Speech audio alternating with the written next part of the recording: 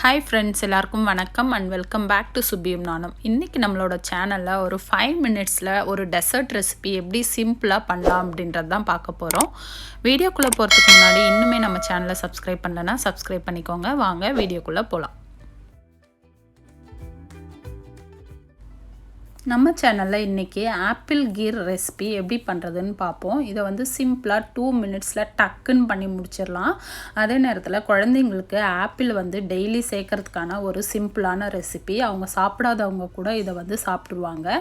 So இதை எப்படி பண்ணுறதுன்னு பார்த்துடலாம் வாங்க. ஸோ இன்றைக்கி நான் ஒரு ஆப்பிள் வச்சு தான் நான் இந்த ஆப்பிள் கீர் ரெசிபி பண்ண போகிறேன். கொஞ்சமாக தான் பண்ண போகிறேன். உங்களுக்கு தேவையான அளவு இந்த ஆப்பிள் நிறைய வேணும் அப்படின்னா நீங்கள் 2-3 ஆப்பிள் கூட எடுத்துக்கலாம். ஸோ இதை வந்து ஃபஸ்ட்டு தோல் எல்லாம் நீக்கிட்டு இந்த மாதிரி எடுத்துக்கோங்க. எடுத்துட்டு இதை நம்ம கிரேட் பண்ணிக்கலாம். ஒரு கிரேட்டர் வச்சு நல்லா கிரேட் பண்ணிக்கோங்க.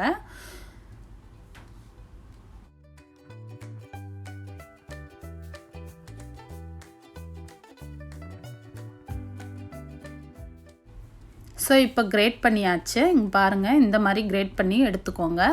அடுத்தது இந்த போர்ஷனை நம்ம அப்படியே போட்டுருவோம்.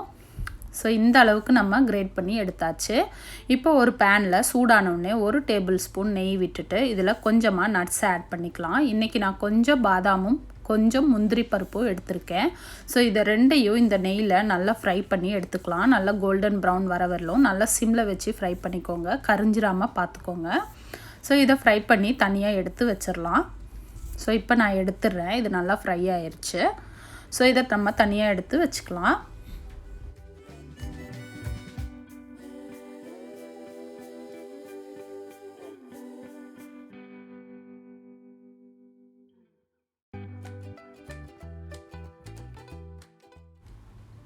ஸோ இப்போ பாருங்கள், நான் இதை தனியாக எடுத்து வச்சுட்டேன். இந்த பாதாமை நான் 2 கட் பண்ணி போட்டிருக்கேன். ஸோ இப்போ அதே பேனில் நம்ம கிரேட் பண்ணி வச்சுருக்கிற ஆப்பிள்ஸை ஆட் பண்ணிக்கலாம்.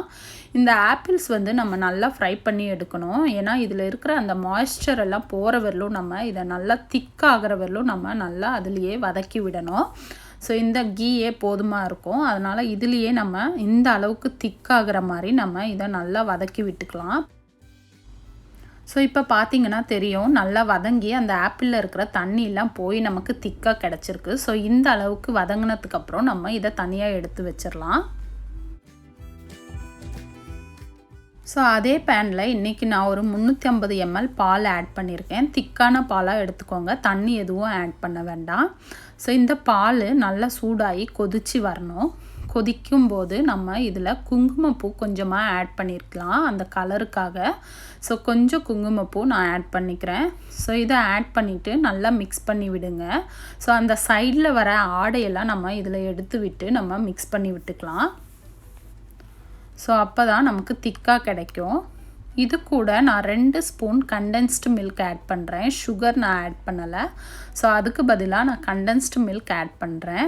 2 ஸ்பூன் தான் ஆட் பண்ணுறேன். உங்களுக்கு இனிப்பு அதிகமாக வேணும் அப்படின்னா நீங்கள் கூட ஒரு 2 ஸ்பூனும் ஆட் பண்ணிக்கலாம். ஸோ இப்போ இதை நல்லா மிக்ஸ் பண்ணி விட்டுட்டு இந்த பால் கொதித்து நல்லா ஆஃபாக நமக்கு கிடைக்கணும். இப்போ நம்ம 350 ml எடுத்துருக்கோன்னா ஒரு 200 ml அளவுக்கு சுண்டுற அளவுக்கு நம்ம இந்த பாலை நல்லா கொதிக்க வச்சிடலாம். ஸோ பாருங்கள், இப்போ நல்லா கொதித்து நல்லா திக்காக வரப்போகுது. ஸோ அந்த அளவுக்கு நம்ம கொதிக்க விடணும். இப்போ பார்த்திங்கன்னா தெரியும், நம்ம முன்னாடி சேர்த்ததை விட இப்போ நல்லா கலரும் ஆயிருக்கு, நல்லா திக்கும் ஆயிருக்கு. அவ்வளோதான். இந்த ஸ்டேஜில் நம்ம ஸ்டவ்வை ஆஃப் பண்ணிக்கலாம். ஸோ இப்போ ஒரு பவுலில் நம்ம ப்ரிப்பேர் பண்ணி வச்சுருந்த ஆப்பிள் இதில் ஆட் பண்ணிக்கோங்க.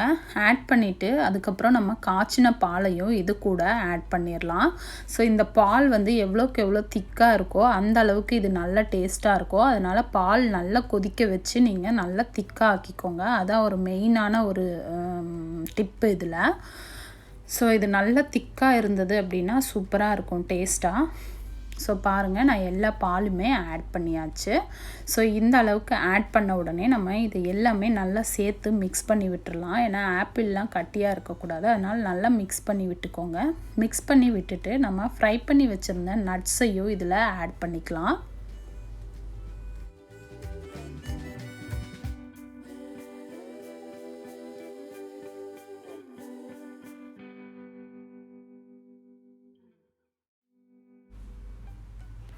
ஸோ அவ்வளோதாங்க. இதில் நட்ஸும் ஆட் பண்ணியாச்சு. நமக்கு டேஸ்டியான ஆப்பிள் கீர் ரெசிபி நம்ம சிம்பிளாக 5 மினிட்ஸில் டக்குன்னு பண்ணி முடிச்சிடலாம்.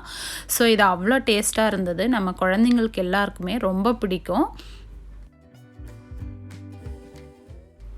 ஸோ இந்த டெசர்ட் ரெசிபியை நம்ம அப்படியேவும் சர்வ் பண்ணலாம். அப்படி இல்லைனா 1 ஹவர் நீங்கள் ரெஃப்ரிஜரேட் பண்ணி எடுத்துட்டு நல்லா சில்லுன்னு நம்ம சர்வ் பண்ணிக்கலாம். கண்டிப்பாக இந்த ரெசிபியை உங்கள் வீட்டில் ட்ரை பண்ணி பாருங்கள். கண்டிப்பாக குழந்தைங்களுக்கு பிடிக்கும். பிடிச்சிருந்தா கமெண்ட் பாக்ஸில் கமெண்ட் பண்ணுங்கள். மறக்காமல் நம்ம சேனலை சப்ஸ்கிரைப் பண்ணிக்கோங்க. தேங்க்யூ.